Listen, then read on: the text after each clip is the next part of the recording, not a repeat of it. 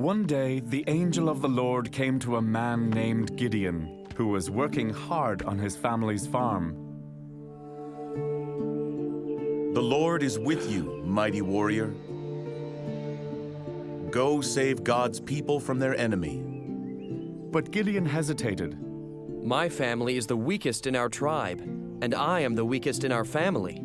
Gideon, the Lord will be with you.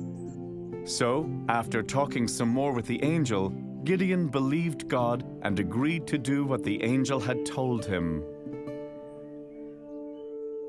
Before long, Gideon had gathered up a great army. But when God saw it, he said, You have too many men.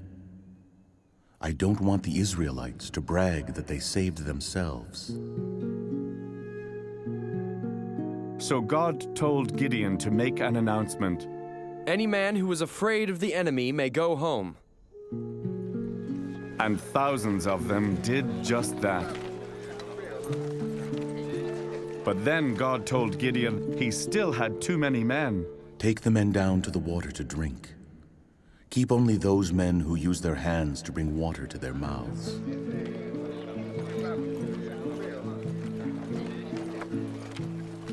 Most of the men carelessly tossed their weapons on the ground and put their faces right into the water.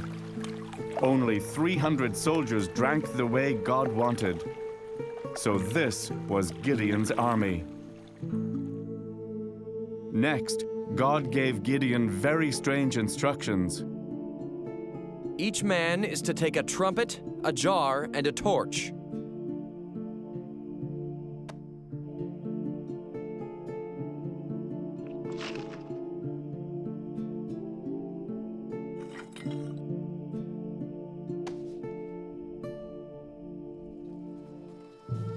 Later, in the dark of night, Gideon's men surrounded the camp while the enemy was sleeping. When everyone was in position, they shouted, The sword of the Lord has Gideon! The sword of the Lord! Then they blew their trumpets and smashed their pots, so the fire from their torches circled the enemy. But each of Gideon's men stayed in their place. Down in the valley, the enemy soldiers woke up and were so scared that they began fighting one another. With great noise and confusion, the enemy soldiers all ran away. And that is how God used Gideon to save his people from their enemies.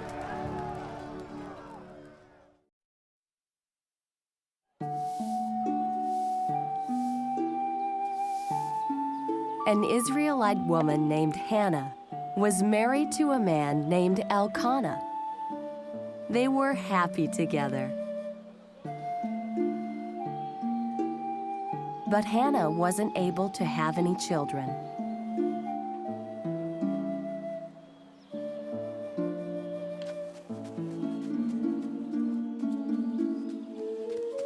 One of the other mothers was mean to Hannah and often made fun of her because she had no children. One day, Hannah got so upset that she went to God's holy tent to pray for a baby. Lord of heaven, please don't forget me. If you will give me a son, I will give him back to you all his life. While Hannah kept praying, Eli the priest noticed something strange. Hannah's lips moved, but he couldn't hear her voice. He didn't realize that she was praying in her heart. Eli thought she must be doing something wrong. No, Master, I am a woman who is deeply troubled. I was telling the Lord about all the problems and sadness in my heart. Ah, well, may the God of Israel give you what you asked of him. Hearing this, Hannah was not sad anymore.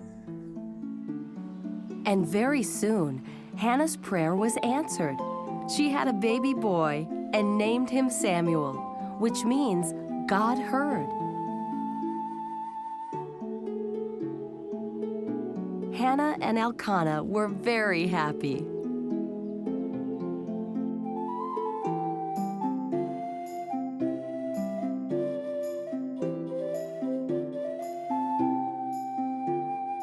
Several years passed, and young Samuel was growing up. But Hannah never forgot her promise to the Lord. So she traveled with Samuel to see Eli the priest.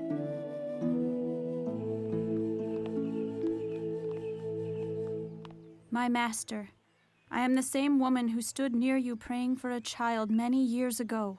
The Lord has given me a son, and now I give him back to the Lord. He will belong to the Lord all his life. So Samuel went to live in the temple. And every year, Hannah made her son a new coat because of her great love for little Samuel.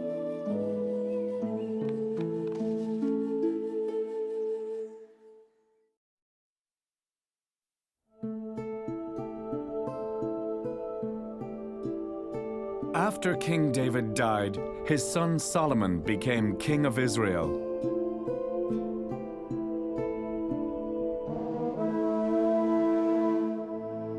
One night, God came to Solomon in a dream. Ask for anything you want, and I will give it to you. Lord, my God, you have allowed me to be king in my father's place. But I am like a little child. I do not have the wisdom I need to do what I must do. So I ask that you give me wisdom. Wisdom to know the difference between right and wrong. The Lord was pleased that Solomon had asked for wisdom. Since you asked for wisdom, and not long life, or riches, or the death of your enemies, I will give you what you asked. Your wisdom will be greater than anyone has ever had in the past. So God gave Solomon everything he needed to become a great king.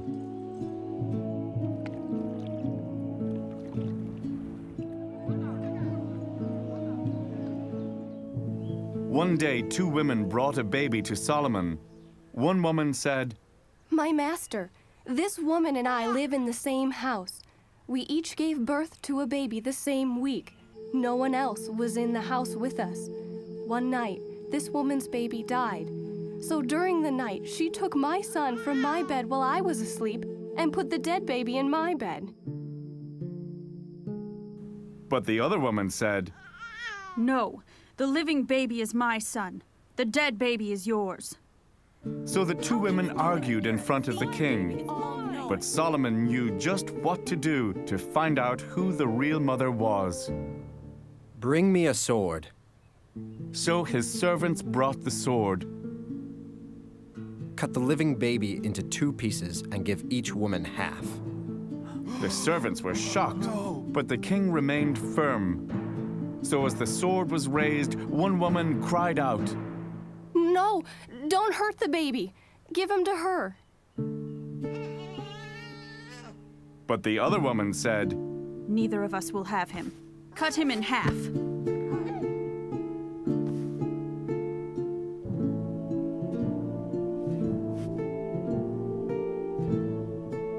Woman, your son. When the people of Israel heard about King Solomon's decision, they knew God had given him wisdom to make the right decisions.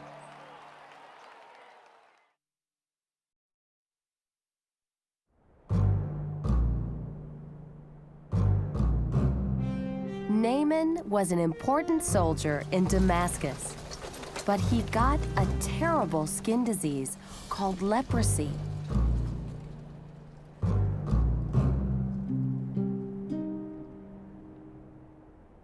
People who had leprosy were not allowed to come close to other people.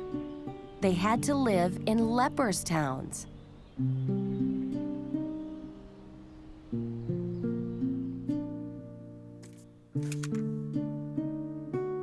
Naaman's wife had a little servant girl from Israel who said, I wish my master could meet Elisha the prophet. He would heal him. So Naaman went to Israel to find Elisha.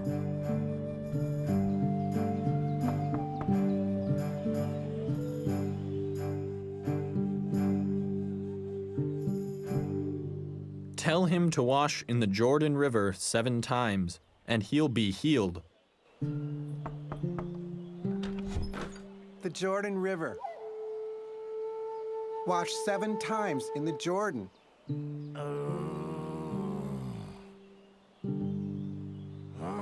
Naaman walked away angry. What Elisha told him to do seemed silly. He didn't even come out to talk to me himself. I thought Elisha would call on the Lord or wave his hand over me and heal the disease. Our rivers in Damascus are all better than the Jordan. So Naaman prepared to return to Damascus. But his servant pleaded with him. Sir, if the prophet had told you to do some great thing, wouldn't you have done it? Doesn't it make more sense to just do what he said? So even though Naaman was embarrassed, he went down to the river to wash himself as Elisha had instructed.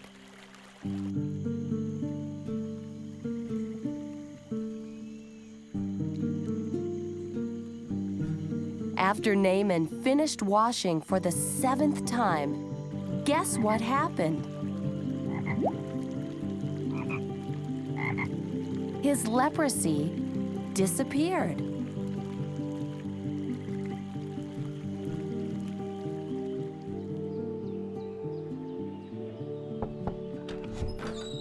Now I know there is no God in all the earth except the God of Israel.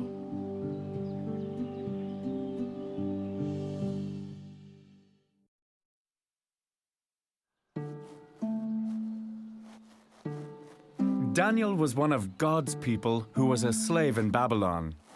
But God had blessed him with power to understand dreams.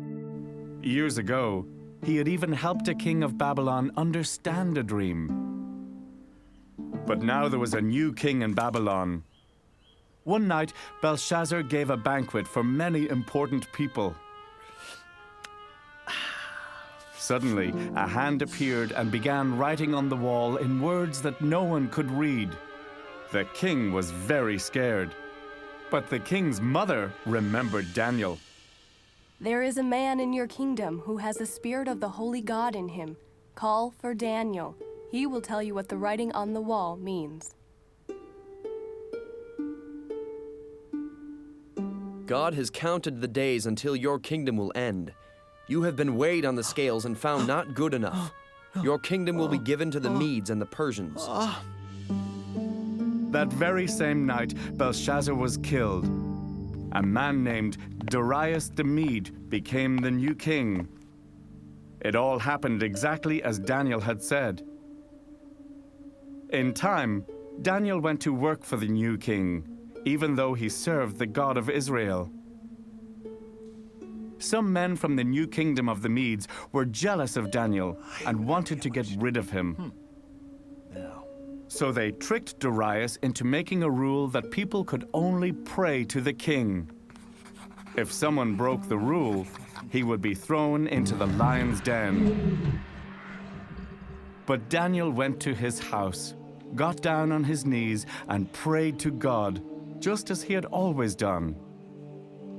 So the men caught Daniel praying to God and told the king. The king was sad because he liked Daniel, but he couldn't change the law. May the God you serve all the time save you.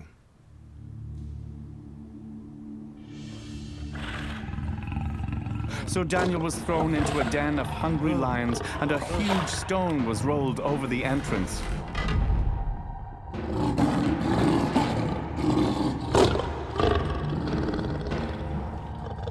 But God sent an angel to close the mouths of the lions so they couldn't bite. Early in the morning, the king came to the lion's den. Daniel, has your God been able to save you from the lions? Yes, my king. God sent his angel to close the lions' mouths. They have not hurt me, because I am innocent. And that's how God saved the man who trusted in him.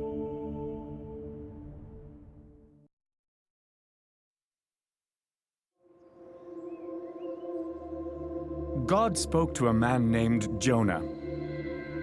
Get up, go to the great city of Nineveh and preach against it. I see the evil things they do. So Jonah got up and boarded a boat that would take him to Tarshish? Wait, that's not where God told Jonah to go.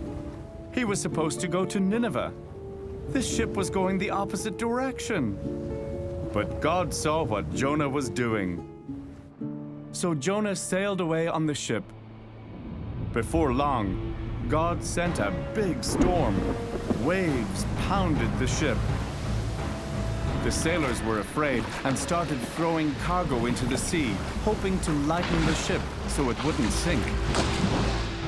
The captain went down into the bottom of the ship and found Jonah sleeping. Get up and pray to your God. Maybe he will save us.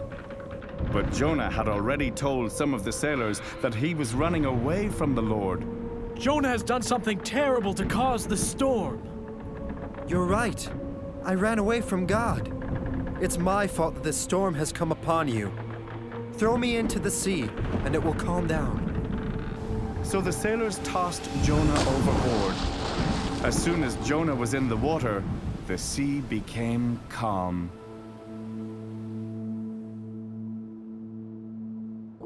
Down into the swirling water went Jonah. Then, gulp! Something swallowed him. Jonah was in the stomach of a big fish. God left him there to learn an important lesson.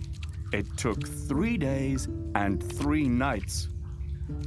Finally, Jonah prayed to God.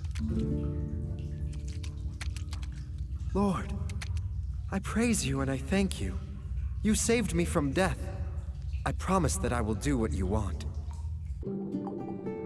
So God spoke to the great fish.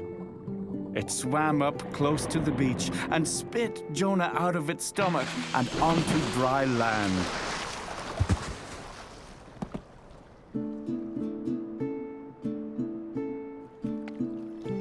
Now, get up and go to the great city of Nineveh. When you get there, preach what I tell you to preach. This time, Jonah didn't argue. He obeyed right away, jumping up and heading straight for Nineveh.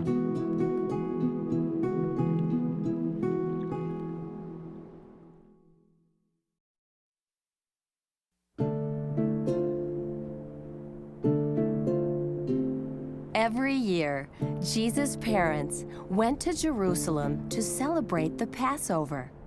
When Jesus was 12 years old, his family traveled to Passover along with many other families, as they always had before. When the celebration was over, Mary and Joseph started to return home.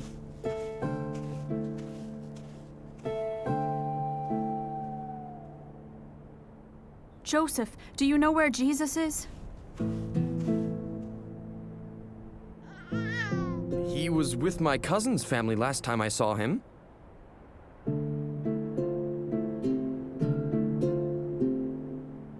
After traveling all day, Mary and Joseph realized Jesus wasn't with any of their friends or relatives.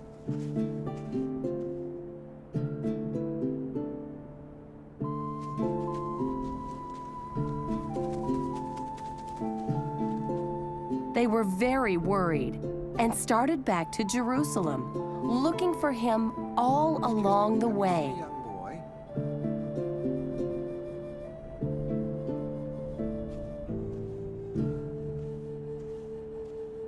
Where is my son? By the time they got back to Jerusalem, it was nighttime, too late to look for Jesus. The next day, they searched all around the big city.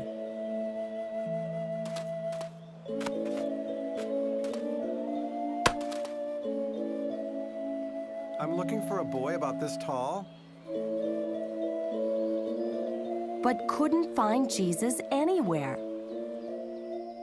Another night came without any sign of him. On the third day of their search, Mary and Joseph were walking past the temple, a place where God's people went to worship. Coming from inside the temple, they heard a familiar voice. They rushed inside, and there was young Jesus talking with some teachers, just like he was one of them. He asked them questions.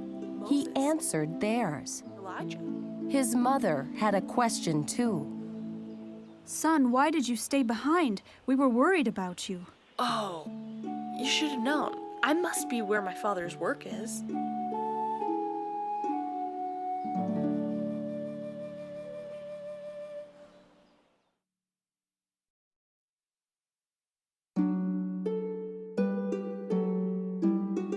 After feeding thousands of men and their families with just 5 loaves of bread and 2 fish, Jesus told his followers to sail to a town on the other side of the lake.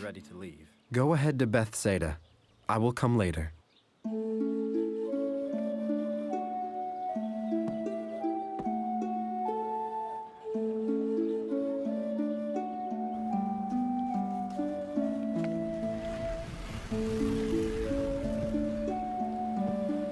So his helpers got into a boat to cross the big lake, while Jesus went up into the hills to pray.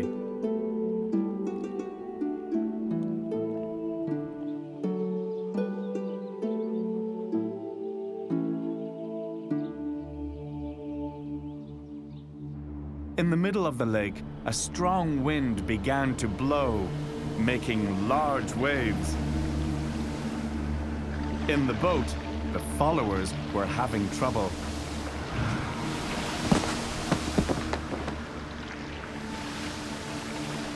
Soon, they saw something that frightened them more than the storm. A man walking on the water.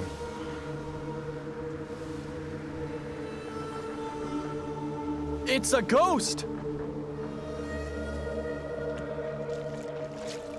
But it wasn't a ghost. It was Jesus walking on the water. Have courage. It is I. Don't be afraid. Peter, is it really the Lord? Lord, if that really is you, then tell me to come to you on the water. Come.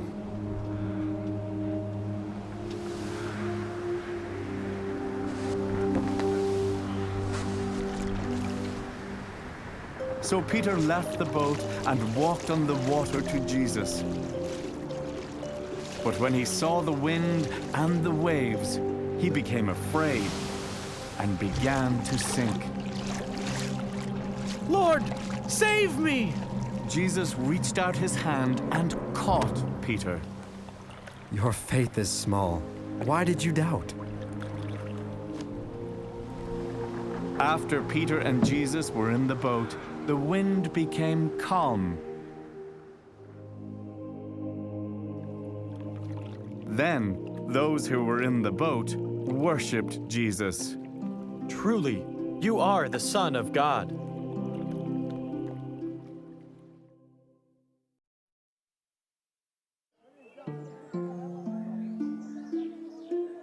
Jesus was watching people put their money into the collection box at the temple where God's people worshiped.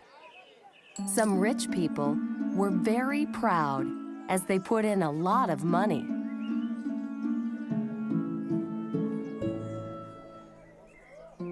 Then a very poor woman came.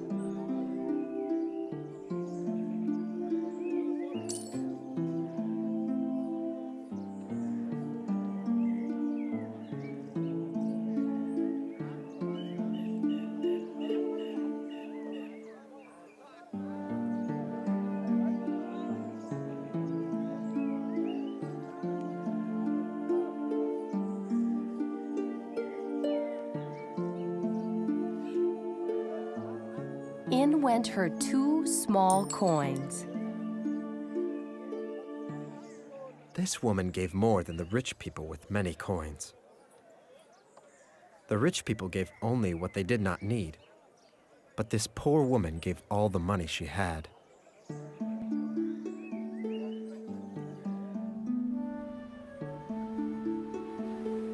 That evening, Jesus and his followers got into a boat and set out across the lake.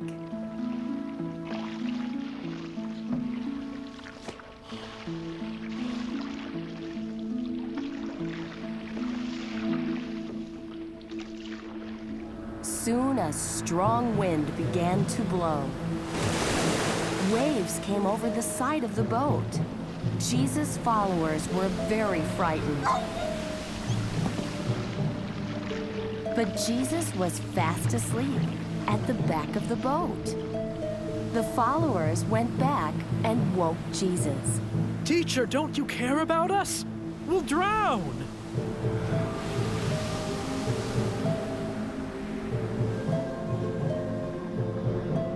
Be quiet.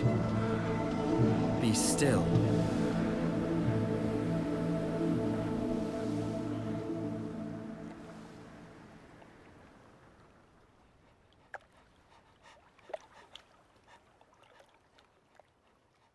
Why are you afraid? Do you still have no faith?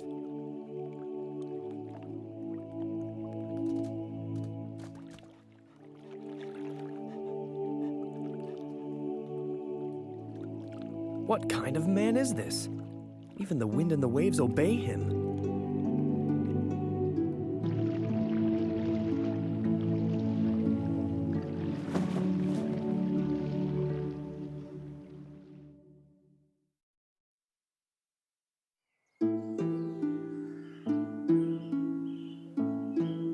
One day, Jesus went to visit his friends Mary, Martha, and Lazarus.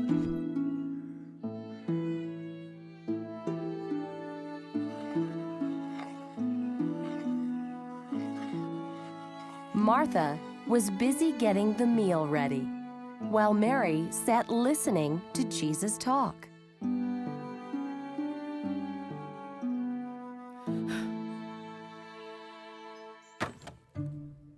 Before long, Martha became angry and complained to Jesus. Lord, don't you care that Mary left me to do all the work alone? Tell her to help me.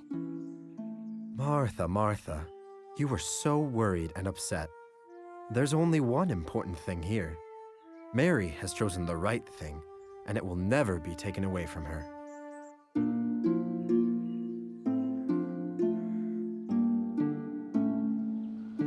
Another time, as Jesus was traveling, he came to a small town where 10 men saw him.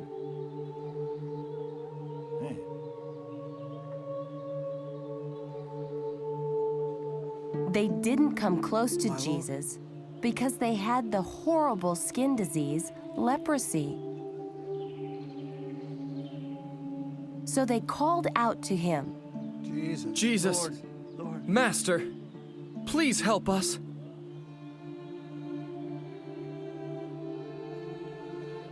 Jesus wasn't afraid to be close to the men.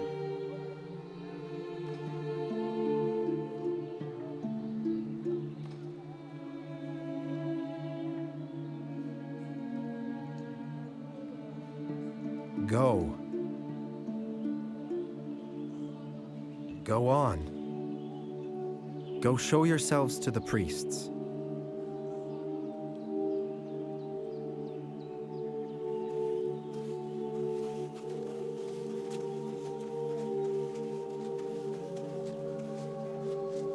As the men went to do what Jesus had told them, their leprosy disappeared.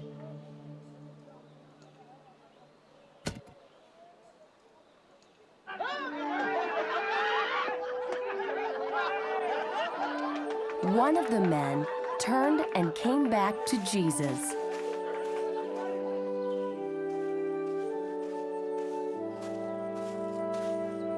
Thank you, Lord. Praise be to God. On your way now. You were healed because you believed me.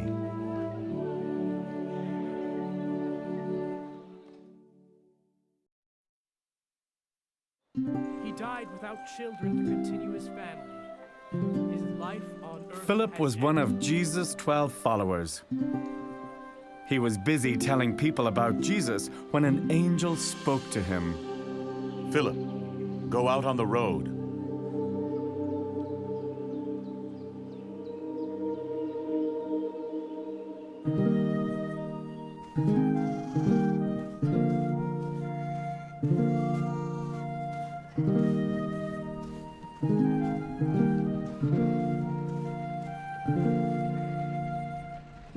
Along came a very important officer from Ethiopia, riding in his chariot. He was reading the book of the prophet Isaiah.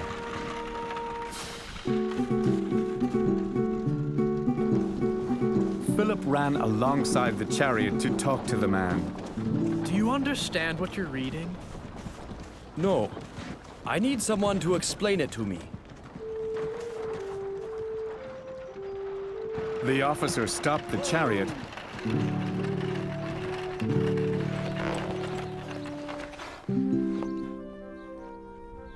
and invited Philip to sit with him. The verse of scripture the Ethiopian was reading was this: "He was like a sheep being led to be killed. He said nothing and died without children to continue his family." Please tell me, who is the prophet talking about? Philip explained that Isaiah was actually writing about Jesus.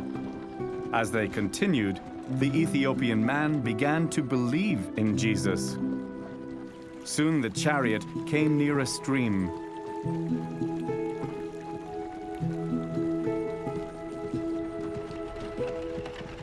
Look, here's some water. What stops me from being baptized right now? So they stopped the chariot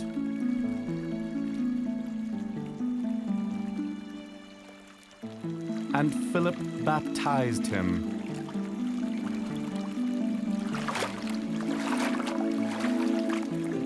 When they walked back out of the water, God wanted Philip to preach in another place. So, just like that, Philip was gone.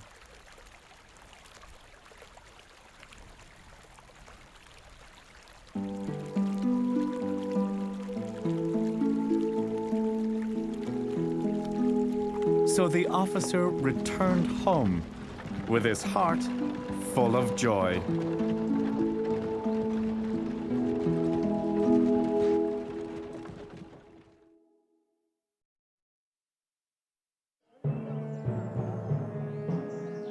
After Jesus had been taken up into heaven, mean King Herod began doing terrible things to the followers of Jesus. He even had some of them killed. Some Jewish people were happy that Herod was doing this because they didn't believe in Jesus or like his followers. So to please the people, Herod decided to throw Peter in jail too. The king ordered 16 soldiers to guard him over the Passover holiday. But while Peter sat in jail, God's people gathered in their homes to pray for him. That night, an angel came into the jail cell and woke Peter up. Hurry, get up. Peter's chains fell off, but the soldiers kept sleeping. Follow me.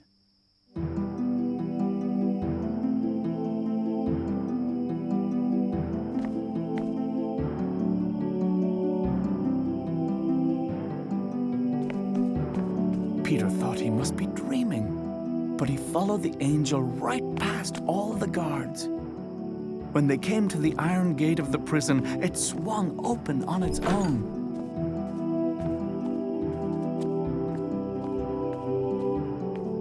But after they had walked a few steps into the city, the angel disappeared.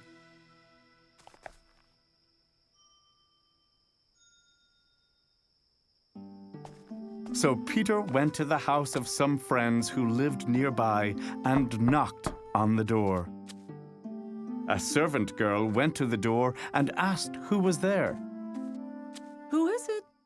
It's Peter. The Lord sent his angel to rescue me from Herod. The girl recognized Peter's voice and quickly ran to tell the group. Peter is at the door. Hello? But the friends didn't believe the girl and went back to praying for Peter. They didn't realize that their prayers had already been answered.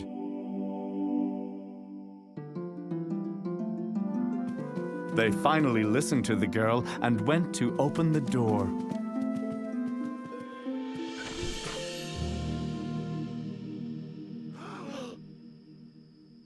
And that's how God saved Peter from the mean King Herod. And an angel came to me. He freed me from my chains, and he let me out the door.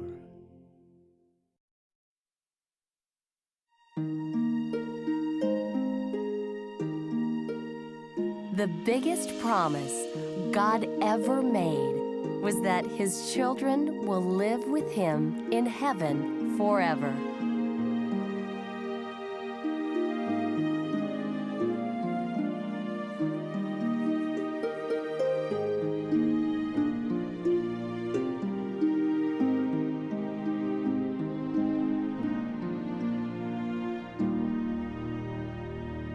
He said that there would be a new heaven and a new earth.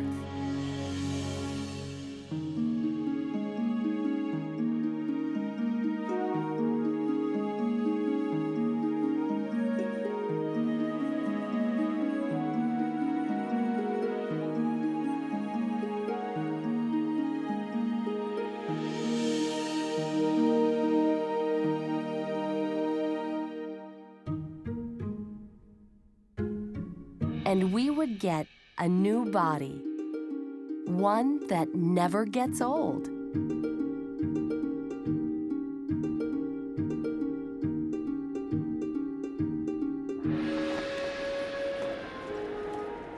In the new heaven, no one will ever be sad, or cry, or feel any pain, and no one will ever die.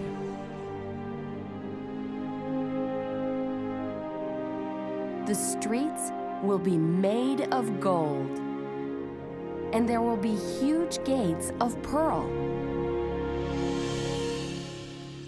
Everything will be more beautiful than anything you can imagine.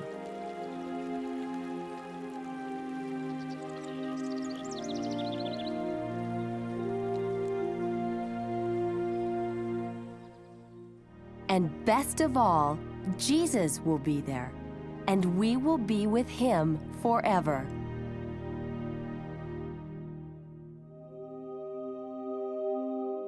Always remember this: no one has ever seen. No one has ever heard.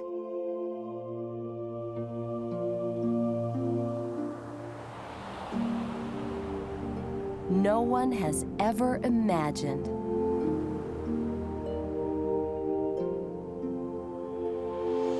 What God has prepared for those who love him. 1 Corinthians chapter 2, verse 9.